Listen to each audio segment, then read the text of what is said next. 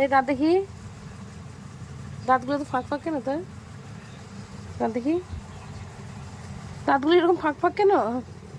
হ্যাঁ, এই ফাঁক ফাঁক দাঁত দিয়ে কামড়াস? হ্যাঁ, বন্ধ। দাঁত দেখি, পাপা দাঁত দেখি।